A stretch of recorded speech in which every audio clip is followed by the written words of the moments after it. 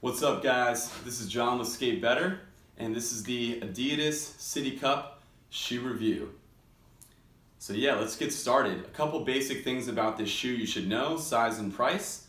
So sizing wise, I usually skate an 8.5 or an 8. I picked up this shoe in an 8 because all the reviews I saw said that it ran really big, and I remember pulling it out of the box and thinking like, wow, this does look like a really big shoe. And then I put it on and it fit my toes perfectly. So normally I prefer my toes to be really snug on the tip, knowing that it's gonna stretch out in like a few wears and sessions, and it fit just perfectly around the edge of my feet. So it didn't really feel like it needed to break in that much, and it did, but it didn't affect the performance of the shoe, which I loved. So let's talk about the price of this shoe. I scooped the shoe up, it was 35 bucks on Adidas' website. And I've seen it go online for about $60-70 brand new, so that's a steal. And I think if you could get this shoe for 35 bucks and you're balling on a budget and you need an all-around skate shoe, it's a great shoe for $35. So yeah, definitely a good price point if you can find a deal on it. And I would say I know a lot of pros that skate this shoe. Felipe Gustavo, Mickey Papa both skate this shoe, or I've seen them skating this shoe, and it's more of like a tech shoe than it is for jumping down stuff, even though it's a cup sole. But yeah, just take that for what it's worth.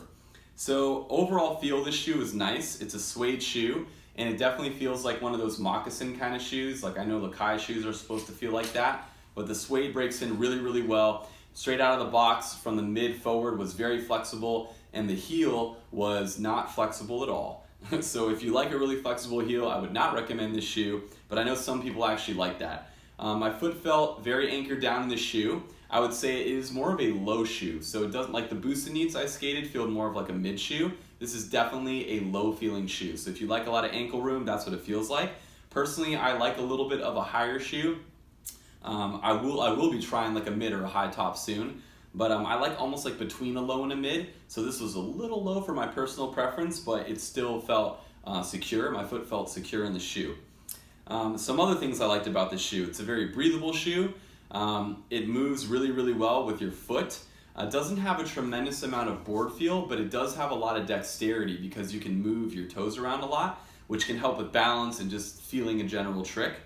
And I would also say that it lasted quite a while considering it's a suede shoe. So I broke through the first layer in about 3 weeks of the suede. So there's one layer of suede here. And then underneath that, there's another layer of suede that I broke through the very last week I was using it. So now it's got a nice hole in it.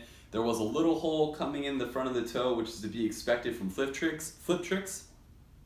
And overall, it lasted decently, considering it's supposed to be like a really techy, flippy shoe.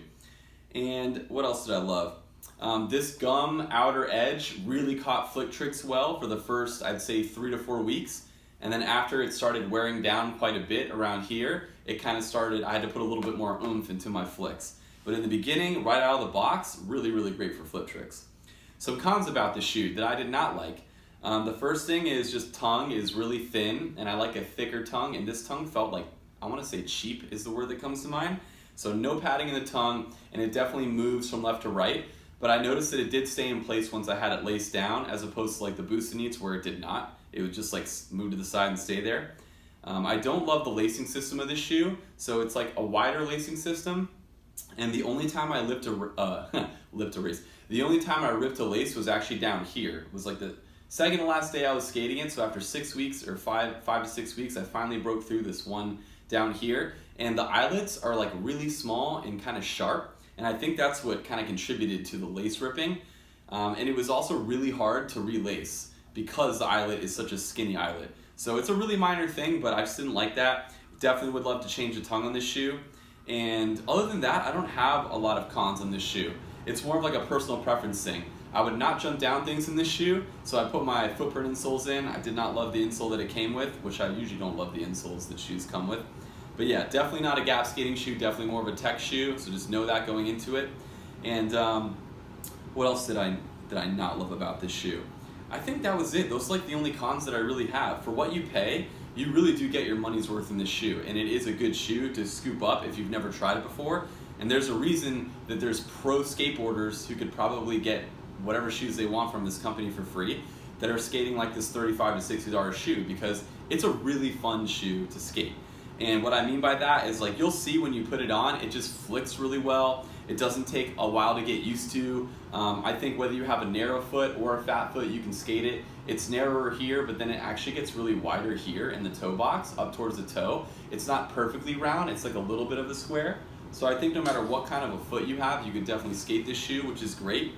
And just for the price point, one last time, bang for the buck, just a solid shoe. So that's pretty much all I got. I've included some basic tricks at the end of this video, just so you guys can see what it looks like on flat ground. And if you do like this video, please feel free to subscribe. I hope you guys have a great sesh. Thanks and take care.